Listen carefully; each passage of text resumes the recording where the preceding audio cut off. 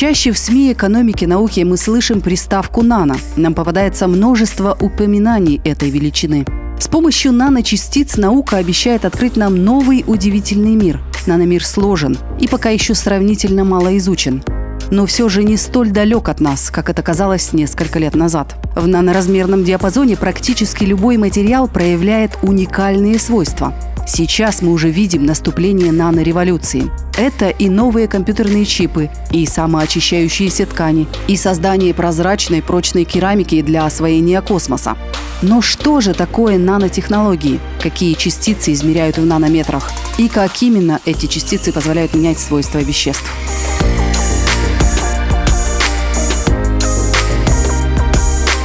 Институт химии. Здесь молодые ученые получают наночастицы и исследуют их свойства.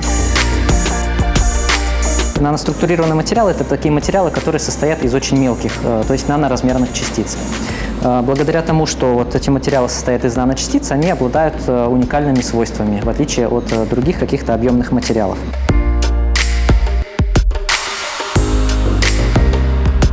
Ученые договорились считать наночастицами все, что имеют размер от 1 до 100 нанометров. Нанос с греческого «карлик» означает 1 миллиардную часть чего-нибудь, например, метра. Так вот, нанометр в миллиард раз меньше метра. Чтобы оценить масштаб, представьте себе земной шар и обычную горошину. Примерно так соотносятся между собой метр и нанометр.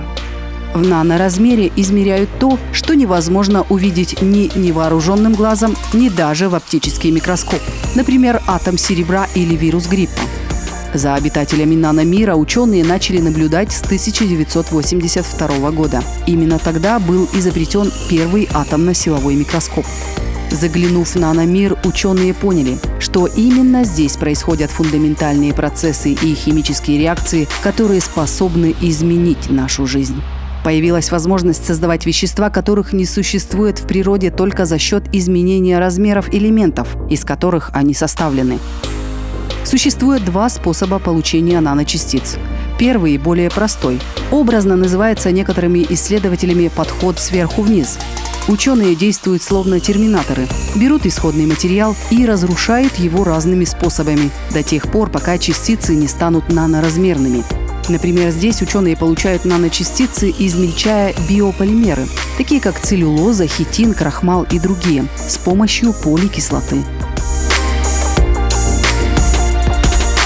Вот здесь у нас простейший реактор для получения наночастиц целлюлозы. Сюда мы помещаем целлюлозу. Можно хлопковую брать, но мы берем обычно местное сырье, лиственное или целлюлоза, выделенная из ели, пихты, так далее, так далее. Здесь у нас перегоняется растворитель. Чистый растворитель мы также помещаем сюда в относительно небольшом количестве и добавляем катализатор. Поликислоты буквально на кончика ложки. Очень мало берем. Вот. Это как раз наше ноу-хау. Катализатор, эти маленькие волокна, он расщепляет их по связи между молекулами на миллионы, миллиарды даже этих маленьких частиц. Через 40 минут нагревания и перемешивания получаем то, что нам нужно. Наш целевой продукт, наши наночастицы. Потом нам предстоит их немножко почистить, и вот в конце концов мы получаем вот такой вот коллоидный раствор с наночастицами. В Институте химии биополимеры получают из различных полисахаридов – хитина, целлюлозы и даже борщевика и крапивы. Все они обладают разными свойствами, а значит, к ним можно прикрепить совершенно разные вещества. Но главное, по словам ученых, они совершенно безвредны. Гидрозоль в воде. Я могу даже сейчас его выпить, не опасный совершенно. То же самое, примерно, мы получаем из хитина, там немножко посложнее процесс. Сначала нам нужно хитин купить, потому что у нас крабы не водятся, к сожалению. Также обработать и получить такие наночастицы. Они кардинально отличаются от целлюлозы по заряду. То есть тут отрицательно заряженные частицы, они цепляются, скажем, к бактериям определенного типа, а хитин, скажем, к бактериям другого типа может цепиться. Это разные вещества, поэтому мы можем прикрепить одну частицу, скажем, к одному белку или к одной клетке живой, скажем, целлюлозу к другой клетке или к другому белку прикрепить можем.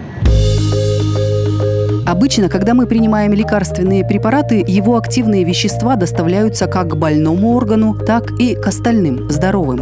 Ученым удалось поместить активную молекулу лекарственного вещества в пластиковую оболочку из наночастицы. Нанокапсулы, словно снайперское оружие, доставят лекарство прямо в цель, исключительно к больному органу.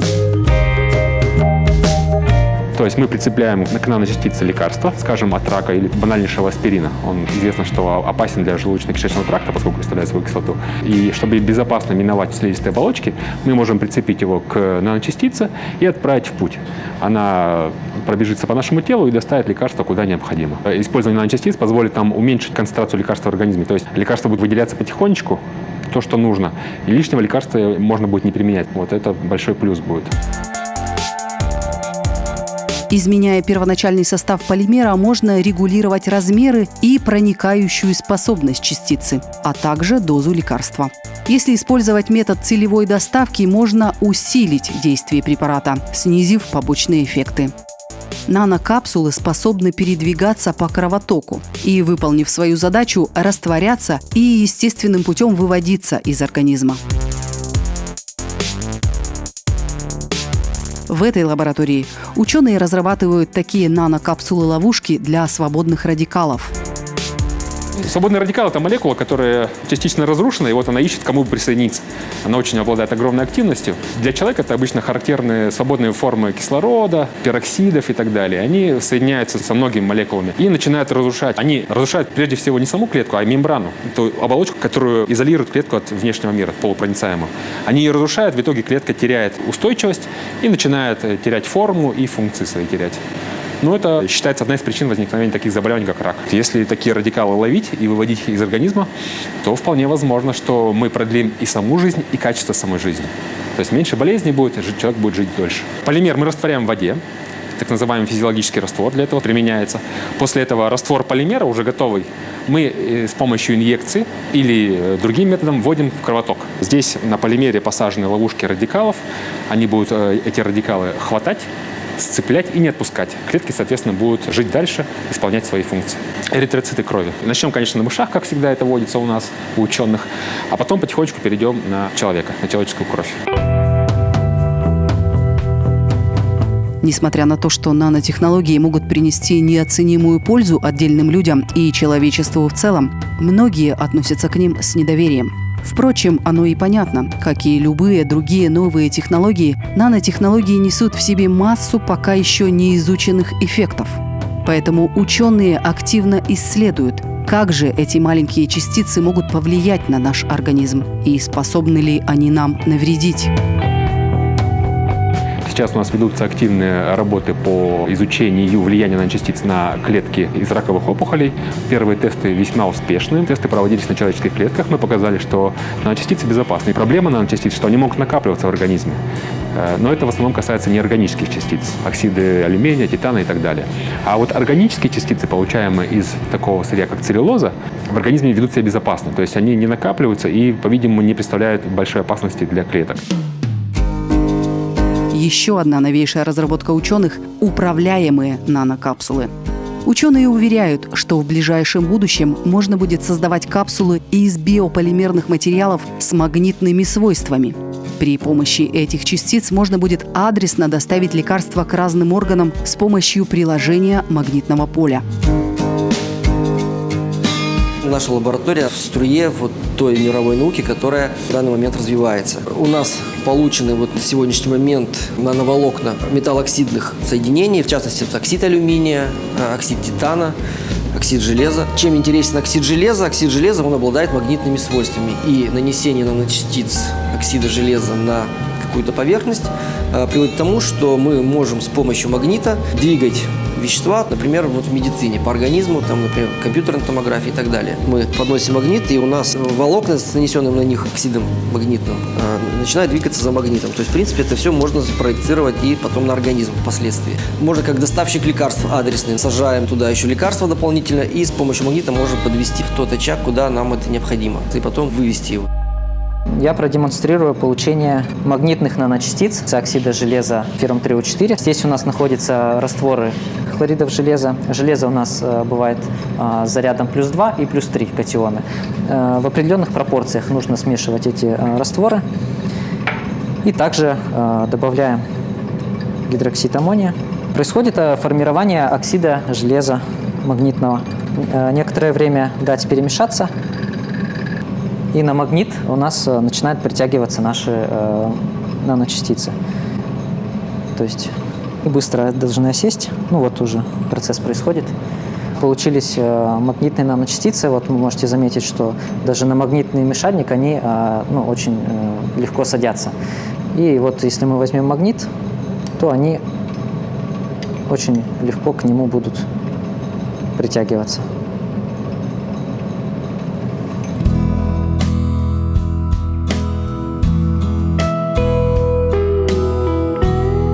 По словам ученых, наночастицы обладают отличными адсорбционными и каталитическими свойствами. То есть разными способами могут очищать воду от примесей и органических соединений, например, красителей. Наночастицы вбирают и задерживают краситель на своей поверхности, тем самым очищая воду.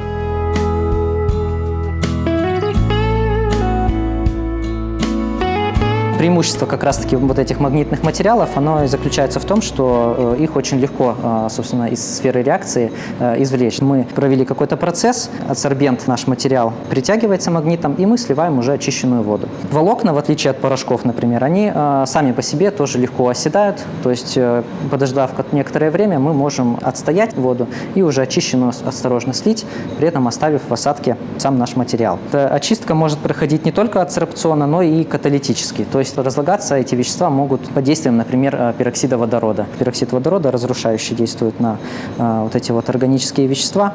И катализатором вот этого распада перекиси, который приводит к распаду органических загрязнителей, как раз и являются наши вот железооксидные материалы. В лаборатории ультрадисперсных систем выращивают наночастицы из отдельных атомов, получают их из золлей.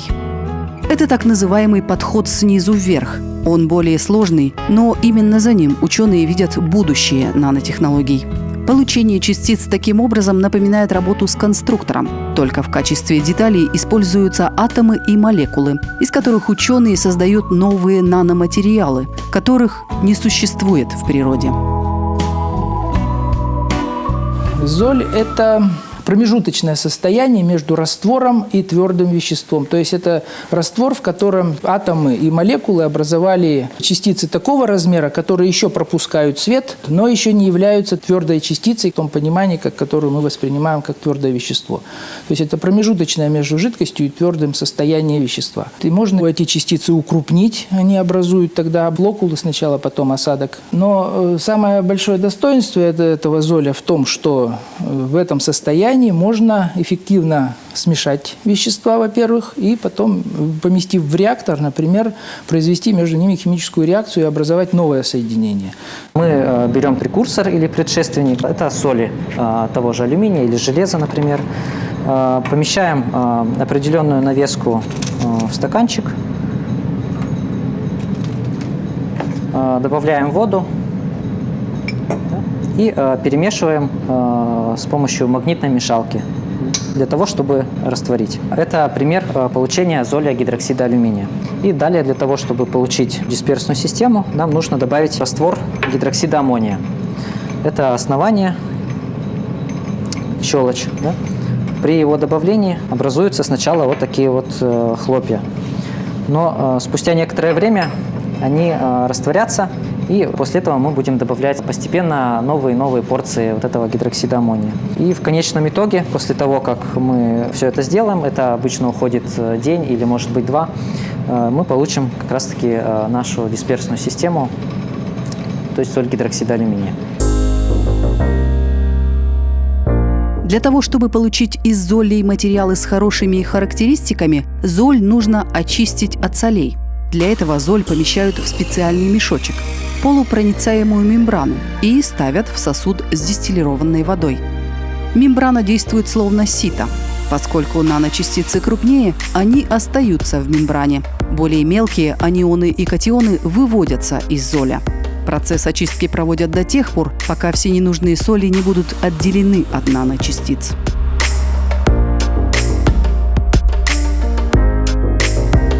В результате полученные дисперсные системы можно использовать для получения волокнистых, пленочных материалов, которые будут иметь уже высокую удельную поверхность, высокие эксплуатационные характеристики и так далее. Наночастицы мы получаем размером от 2-3 нанометров и до микронных размеров. Если посмотреть на первый взгляд, золли, кроме разве что цвета, ничем не отличаются от обычных растворов. Отличить золь от раствора поможет лазер. Если мы лазер пропустим через обычный раствор, то он будет проходить насквозь, и мы с вами ничего не увидим. Если мы пропустим через золь наш лазер, то мы увидим, как этот лазер проходит через него. Это свойства вот этих наноразмерных частиц, они имеют свойство рассеивать свет. И вот эти дисперсные системы золи мы уже используем в дальнейшем для получения вот этих вот материалов. То есть, например, чтобы получить порошки, мы вот эти вот дисперсные системы золи можем просто высушить в сушильном шкафу, потом обжечь при определенной температуре и получить, собственно, оксидные вот эти материалы. Кроме порошков, из таких золей получают нановолокна и нанотрубки, а также пленки. Из таких пленок можно впоследствии собрать мембранные фильтры и отделять друг от друга даже крайне малые частицы, начиная от примесей микронного до нанометрового размера. Например, очистить воду от любых вирусов и бактерий. Или крупных молекул, или других частиц образований органического и неорганического характера, которые необходимо отфильтровать, отделить от основной полезной жидкости. Самый такой понятный пример – это кровь, которая состоит из плазмы и крупных красных кровяных телец. Размер этих телец позволяет этой технологии быть отделенным от плазмы, то есть разделение крови на плазму и красные кровяные тельца. Но на самом деле технологии там немножко другие, но потенциально вот размер этих материалов позволяет такую процедуру сделать.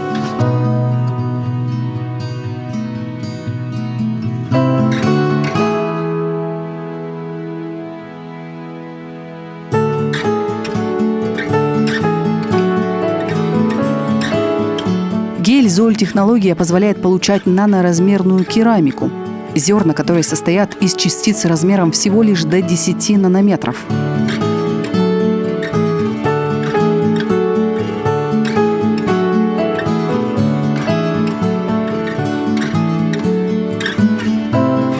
Такая керамика обладает повышенной плотностью, ну и, соответственно, может быть приближена по свойствам к монокристаллам. По механическим свойствам для получения оптической прозрачной керамики, например, тоже используют золь-гель-технологию. Это изготовление, например, стекол для космических аппаратов.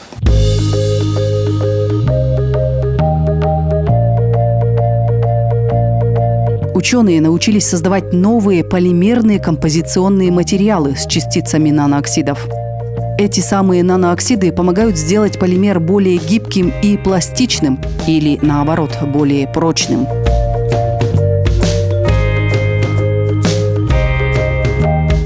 Пластиковая арматура, слово «стекло» и пластик, то есть там внутри стеклоровинг, который пропитан полимерным составом. Вот. И используя наши добавки, то есть они в небольшом количестве вводятся уже в стандартную промышленно выпускаемую систему, мы можем вот как раз регулировать вот эти эксплуатационные характеристики, которые интересны заказчику, в зависимости от того, где планируется применять тот или иной объект на основе полимерной системы. Вообще эпоксидные полимеры в качестве композитов стеклопластиковых, они очень широко используются. Это и трубы стеклопластиковые, вот эта арматура, это и различные профильные изделия, там вплоть до уголков каких-то, в зависимости от ситуации. Может быть, где-то нужны более прочные, где-то более эластичные материалы. То есть это все позволяет регулировать небольшими добавками наночастиц. Например, наночастица оксида кремния приводит к тому, что матрица становится более пластичная, а наночастица оксида алюминия приводит к тому, что матрица будет более прочной. Происходит разный тип разрушения матрицы при введении наночастиц. Как следствие этого меняются эксплуатационные характеристики, причем очень существенно, то есть на половину или даже больше, то есть можно улучшить характеристики стандартной полимерной матрицы. Если арматура с добавлением наночастиц уже активно применяется в строительстве, то этот новый полимер только ждет своей очереди. При его помощи строители смогут печатать на 3D-принтерах целые здания. Полимер – идеальный материал для опорных конструкций, которые впоследствии необходимо удалить. И сделать это будет просто. Главное достоинство ноу-хау – надежный пластик легко растворяется в воде.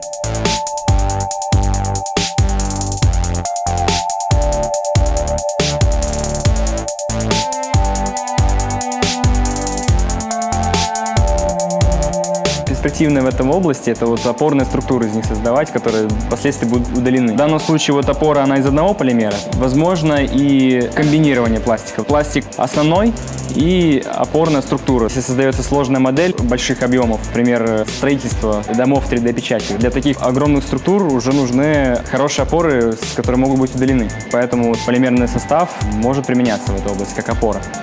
Существующие пластики не удовлетворяют этим значениям по прочности, по усадке, поэтому, улучшая их структуру, можно добиться успеха в этой области.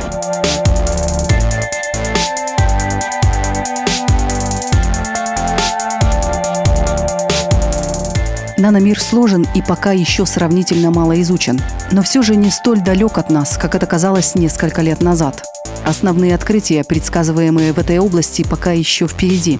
Тем не менее, ученые уже предрекают наступление новой эпохи. В космос будут летать наноспутники. Мы будем жить в умных домах и пользоваться наноматериалами. Умные лекарства и нанороботы будут путешествовать по нашему организму и наводить в нем порядок. Не исключено, что на их платформе будут созданы первые мыслящие машины.